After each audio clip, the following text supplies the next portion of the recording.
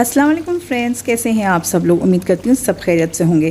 तो आज मैं शेयर कर रही हूँ पुरानी दिल्ली की एक ऐसी रेसिपी जो जब आप रेस्टोरेंट में जाते हैं तो ज़्यादातर लोग इसको ज़रूर ऑर्डर करते हैं, चाहे चिकन में या मटन में। तो मैं आज बनाया था मटन चंगेज़ी, और आप इसकी ग्रेवी देख सकते हैं कितनी सिल्की स्मूथ बन के तैयार हुई है। और ये देखने में जितना मज़ेदार है ना, खाने में तो ये उतना ही ज़्यादा फिंगर लिकिंग बन के तैयार हुआ था। तो वीडियो को एंड तक ज़रूर देखिएगा, इसको ट्राई कीजिएगा। मुझे उम्मीद है आप लोग को बहुत पसंद आने वाली है। तो फ्रेंड्स, ये मटन चंगेज़ी बनाने के लिए मैंने यहाँ आधा किलो मटन ले लिया है और इसको पहले हम उबालेंगे। तो प्रेशर कुक कर रही हूँ मैं। साथ में मैंने नमक, थोड़ा सा लहसुन अदरक का पेस्ट और 1 कप के करीब पानी डाल के सब चीज़ों को अच्छे से मिक्स करा है पहले।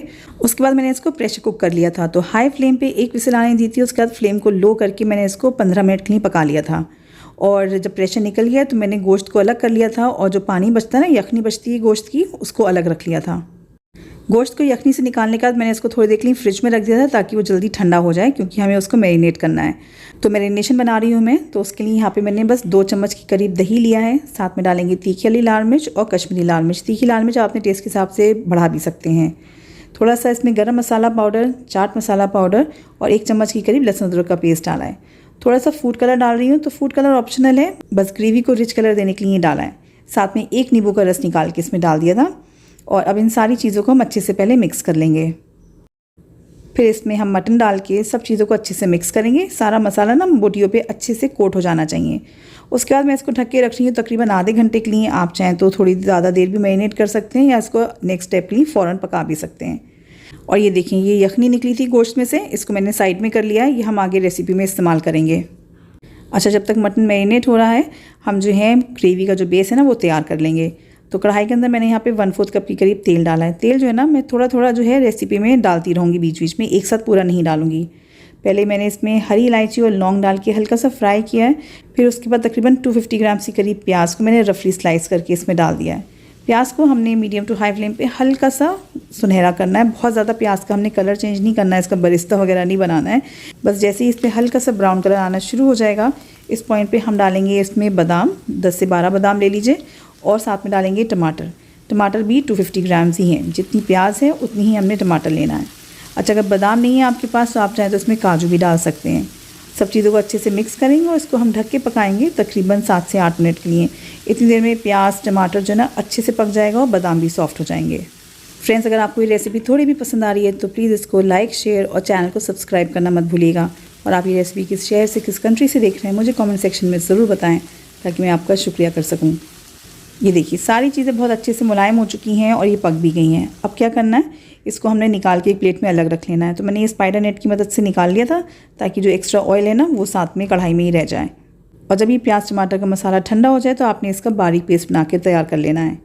और जो बचा हुआ तेल है उसके अंदर मैंने 2 टेबलस्पून के करीब थोड़ा सा तेल और डाला है, क्योंकि अब मैं इसके अंदर मटन को फ्राई करने जा रही हूँ।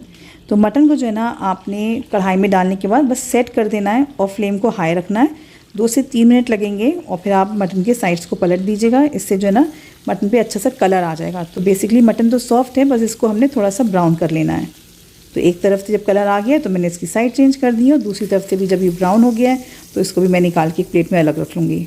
ग्रेवी का फ्लेवर और टेस्ट को इन्हांस करने के लिए मैंने यहाँ पे 2 टेबलस्पून के करीब देसी घी डाला है। आप चाहें तो ऑयल ही डाल सकते हैं, 2 टेबलस्पून। और साथ में डालेंगे अब थोड़े से सूखे मसाले। तो हल्दी पाउडर, धनिया पाउडर, मैंने यहाँ कश्मीरी लाल मिर्च डाली है। अगर आपको तीखा ज़्यादा पसंद है तो आप नॉर्मल तीखी वाली मिर्च भी डाल सकते हैं। और थोड़ा सा ज़ीरा पाउडर डाल के मैंने मसालों को तेल में अच्छे से मिक्स कर लिया है। फिर जो प्याज और टमाटर का पेस्ट बनाया था ना, वो सारा मैंने इसमें डाला है। और बोल में जो थोड़ा सा मैरिनेशन बचा था वो भी मैंने इसमें मिक्स करके अच्छे से मिला लिया है। अब इस मसाले को हमने भूनना है। ये स्टेप इस रेसिपी का सबसे इम्पॉर्टेंट स्टेप है। ये आपने तकरीबन 12 से 15 मिनट जो है ना, इस मसाले को भूनना है। इसका कलर बिल्कुल चेंज हो जाएगा। ये अच्छा डार्क ब्राउन से ये मसाला भुना भुना तैयार होगा। ये देखिए आप, माशाल्लाह मसाला बिल्कुल अच्छे से भुन चुका है। बीच बीच में चम्मच ज़रूर चला दीजिएगा, क्योंकि जब भी नट्स डालते हैं ना तो नीचे लगने का उसका डर रहता है। अब इसके अंदर जो यखनी थी ना गोश्त की, वो मैंने पूरी इसमें डाल दी है।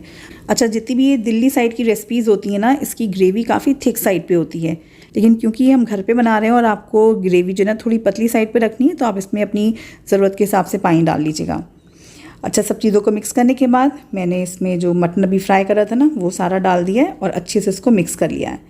साथ ही साथ इसका फ्लेवर और इसकी रिचनेस बढ़ाने के लिए हम थोड़ा सा इसमें मक्खन डालेंगे, 1 टेबलस्पून के करीब।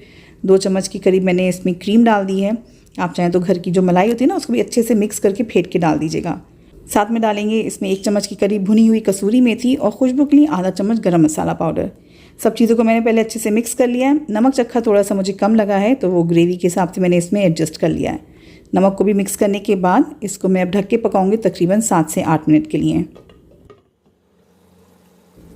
और ये देखें फ्रेंड्स, माशाल्लाह ग्रेवी की शक्ल देखें आप, कितनी खूबसूरत और मज़ेदार लग रही है। तो ये ऑलमोस्ट मटन चंगेज़ी बन के तैयार है। बस इसको गार्निश करेंगे थोड़ी सी हरी मिर्च के साथ, इसको मैंने बीच में से कट कर दिया था, और थोड़ा सा हरा धनिया के साथ। सब चीज़ों को हल्की आंच से मिक्स कर लेंगे और इसको बिल्कुल ऑथेंटिक फ्लेवर देने के लिए, जैसा कि आपको रेस्टोरेंट वगैरह में मिलता है, इसमें जो है ना हम कोयले की स्मोक देंगे। तो गैस को मैंने बंद कर दिया है और बस एक कटोरी में आपने जलता हुआ कोयला रखना है और थोड़ा सा तेल डाल के इसको ढक दीजिएगा। और जितनी कोयले की स्मोक आपको पसंद है, उसकी खुशबू जैसी आपको पसंद है, उसी हिसाब से इसको आप ढके रहने दीजिएगा। उसके बाद आप इसको गर्मा गर्म करें डिश आउट और इसको नान, खमीरी रोटी, तंदूरी रोटी, पराठों के साथ इंजॉय करें।